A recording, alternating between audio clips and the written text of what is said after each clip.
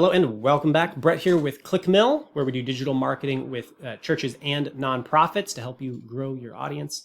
In this video, I want to talk to you about the truth church leaders don't know about social media marketing.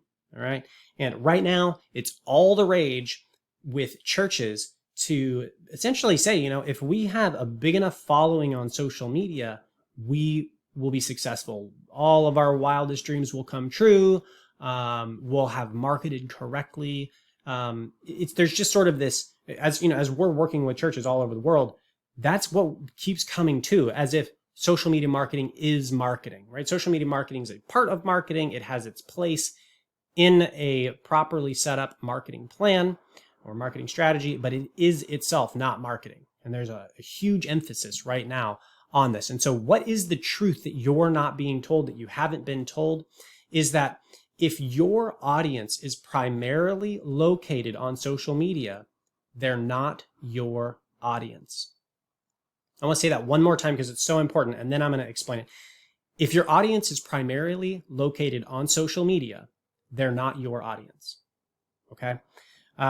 So what do I mean by this? Okay, well, firstly, what means success in social media marketing? Most people would say, page likes on Facebook. If I had 1 million page likes, if I had 1,000 page likes, or, we had this many people on our live stream, or, on YouTube, we have this many views or this many hours of viewership,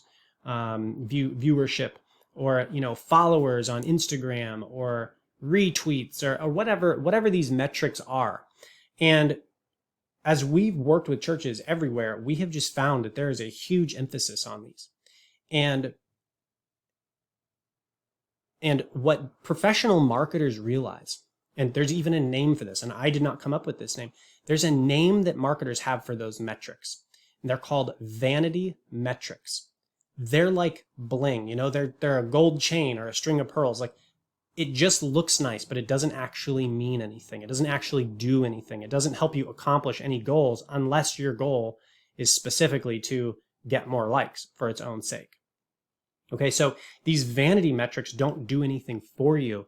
And marketers know this. They know that they have a place. They're only important so long as they accomplish their purpose, which is to help you grow an email list, or to sell merchandise, or to gather donations, or to increase your email list, something like that. There's a goal that your social media is supposed to accomplish.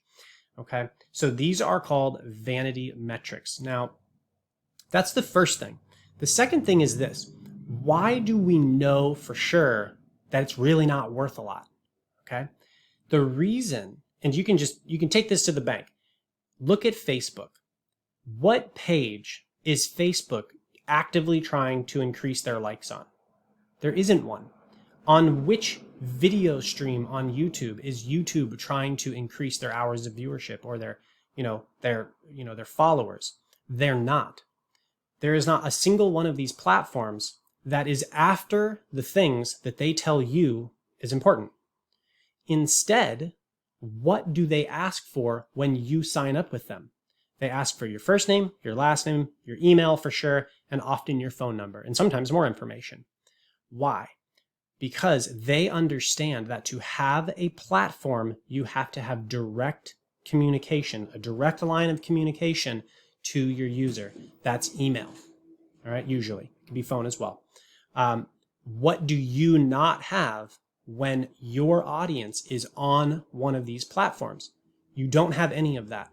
And they will not give you that ever under any circumstances. It's under lock and key because they know that's where their money is. Okay? So with that, the most valuable thing, the most valuable commodity in the information economy is attention. Okay? If you have the attention directly of your audience through a phone number or an email, direct connection, that is the most valuable thing that you own. More valuable than a building, more valuable than your vehicles, if your church, or you own vehicles, or whatever all the assets that you own are. Access to the attention of the people who provide the money that funded all of that, that is the most valuable thing you own. And if it's on Facebook, Facebook owns that attention. You do not. And as soon as Facebook or YouTube or Instagram or whoever decides they don't like what you're saying, you have nothing. Okay? And I don't think that that's a stretch to say, especially in today's world where, people are not able to say what they want on social media platforms. Okay? Now, on the other hand, if you make it a point on your website to gather name, first name, last name, email, phone number, and you are growing your own platform that you own and your website goes down, no problem. All the emails, all the contact information's backed up. Tech guy, get the website fixed. You put it back up. Everything's fine. All right. Same thing is true. You have all of your emails, all of your contact information. You've got your audience. You're giving them value. And Facebook or Twitter or whoever it is says, you know what? We don't really like what you're saying anymore. We don't like who you are. You can't talk on us. No problem. We're fine because here are the people that I'm in touch with. Okay. You own your platform. So with that, the truth that church leaders don't know about social media marketing is that it has its place, but the goal of social media marketing is to get people off of social media and onto your platform, signing up for your services, products, your downloads, your sermon series, whatever it is. So with that, I hope that that is helpful for you in your ministry as you're reaching out and you're trying to reach the world with the gospel. If this was helpful for you, please ring the bell, subscribe, do all the things. Would really help us out here at Clickmill. And if you want to know more about Clickmill services, whether it's the Google Grant, Google Ads, web design, or you want to check out our church growth and marketing bootcamp, we'll have links down in the description for those things as well. So with that, God bless you and your ministry. We'll see you soon.